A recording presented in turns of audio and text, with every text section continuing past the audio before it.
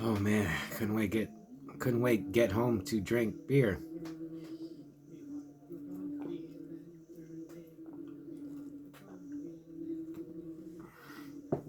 Oh, hey folks. So just got back from Ant-Man and the Wasp Quantumania. I thought it was just Ant-Man Quantumania. They're sticking that Wasp in there. And Wasp is cool. I like the Wasp. So I went to see it with my friend Luciano, and he gave me a Nightwolf figure. It's pretty cool. Oh shit! Jesus Christ, man! It didn't even like erupt.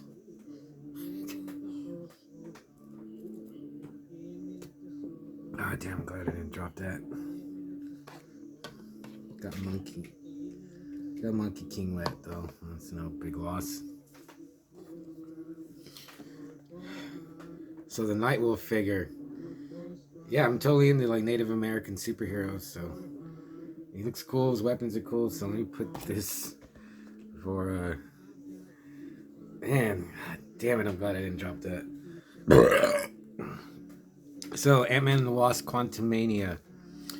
I didn't look up any reviews of it. I don't know why, but I didn't. But I did hear like some bad stuff about it, and I went and saw it, and I thought it was pretty good.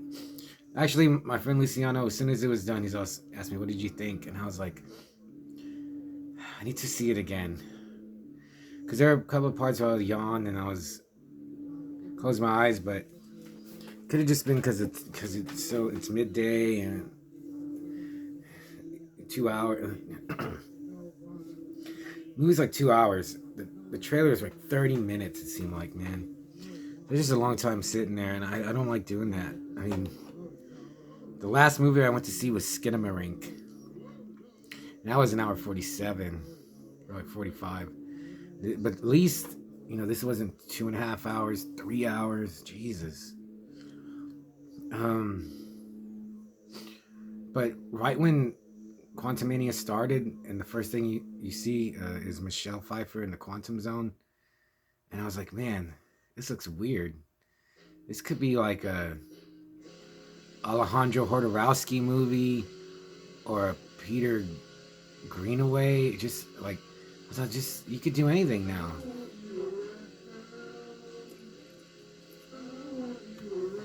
I gotta turn you down, TZ.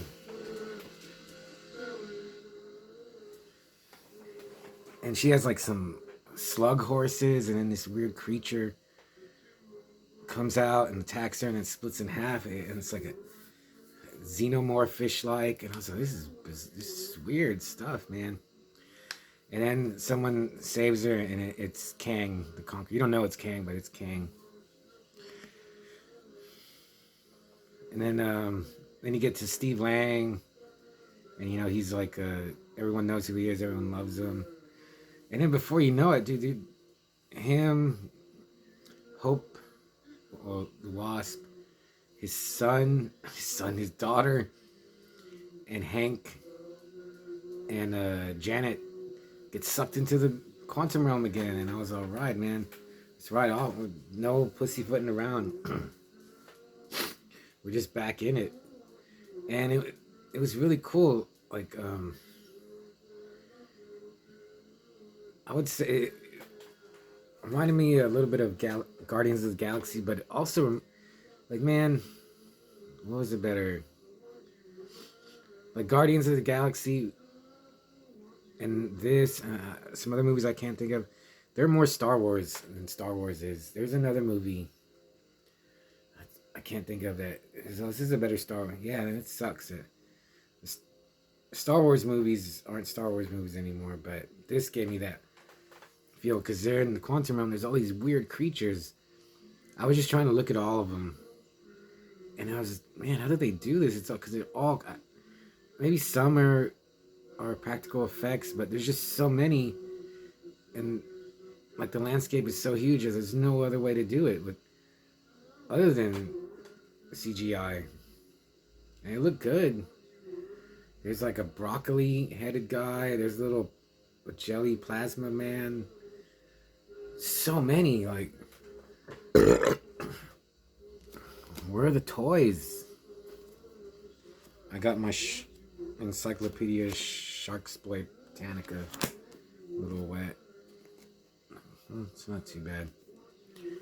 And then they show like oh yeah, or like heavy metal, the cartoon heavy metal or the magazine, because there's a part where you see people walking through the desert, and I was like, what is this? Again, it reminded me of like um,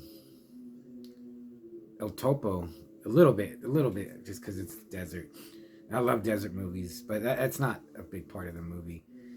That's just a little bit. And I wish I could watch a whole movie of just like um, people t- doing a like weird creatures on a mass exodus through the desert.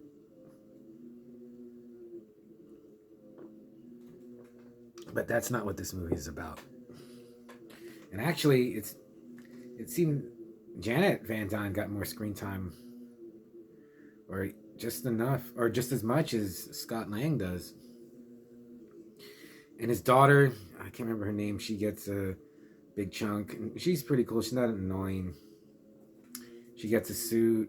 Yeah, actually, the Wasp probably got the least screen time, except for Hank. But maybe they got about the same.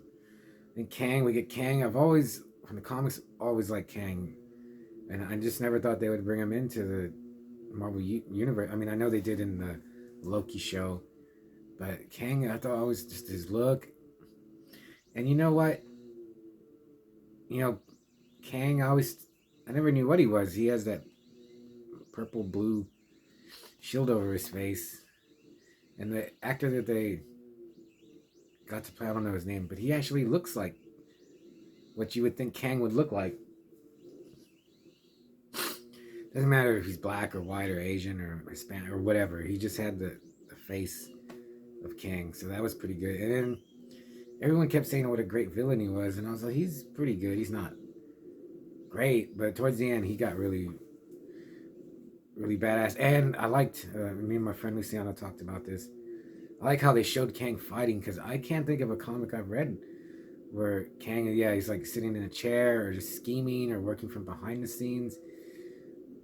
So he always came off kind of like a wimp, maybe, but at least in the movie, he could fight. He can fight hand to hand too. And I was telling my friend, I was like, Scott Lang can't beat Kang.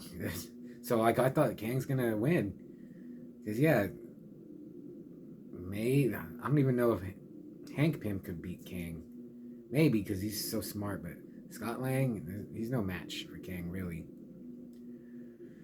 Um, Also, at the end, I was like, this could be a Fantastic Four movie. This is like, because it's more about the family. They're like Scott Lang and the Pyms are now to me like the first family of Marvel movies.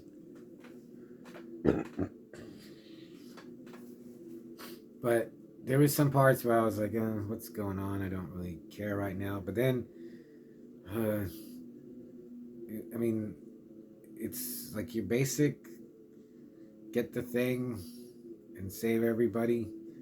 But then it had some stuff in there, like the stuff with his daughter was that made. Oh, everyone's seen this already, so like he has to get that engine to because Kang has his daughter, so that would be tough. And then like there's a whole battle going on between the Kang's army and the people that live in the Quantum people. And yeah, there's so many of them, and I thought they would get lost, like it would just be really peripheral stuff, but their battles were pretty good. And again, like I was like, do little kids like this? They must. And then let's see, what am I leaving out? Yeah, it was like I was like, yeah, this could be Fantastic Four. And, oh, one thing that I really liked, or what didn't annoy me, there's some movies. I'm sure Marvel does this too, but it seems like DC just everything is a joke, and they're Quantumania is lighthearted a lot, but they're not making a joke every other second. They do every once in a while, but man, They do that on Peacemaker, and it bothers me a little. But Quantumania, I don't know if you're getting sick of Marvel, but I'm not. I mean, I didn't see Captain Marvel, and I didn't see the Eternals.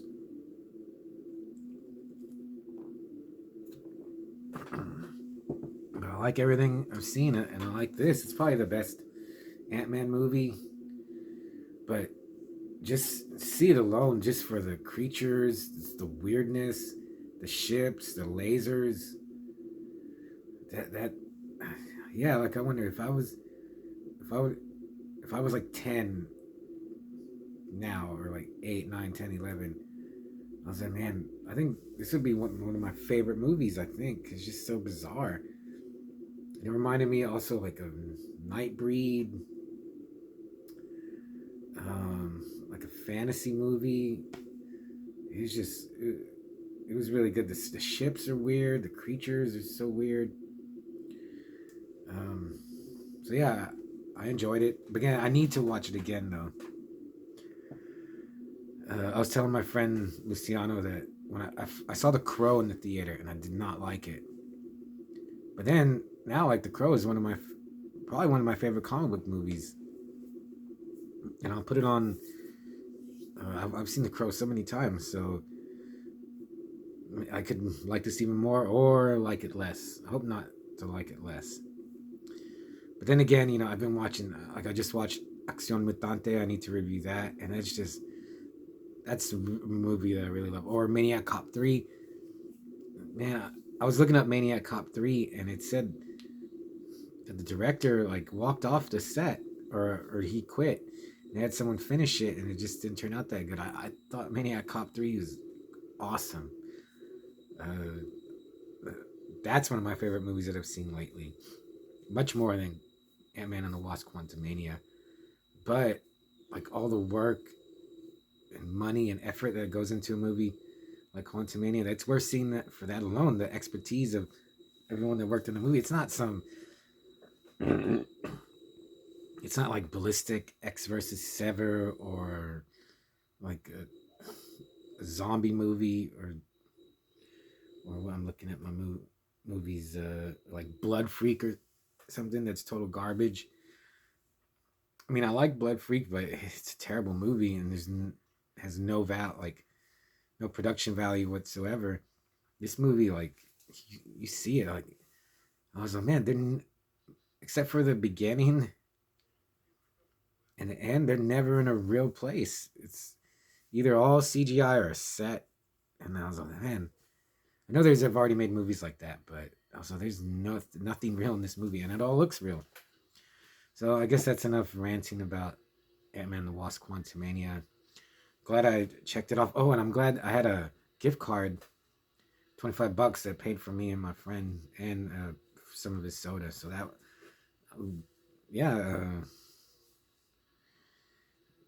yeah, I got to give Ant-Man and Wasp: Quantumania 4 Man's Hands of Fate, just because it's a movie you just can't ignore it for what it is. So I'm gonna finish this. I'm gonna finish this. I have another one. Maybe I'll swig that one down, but I'll see you later.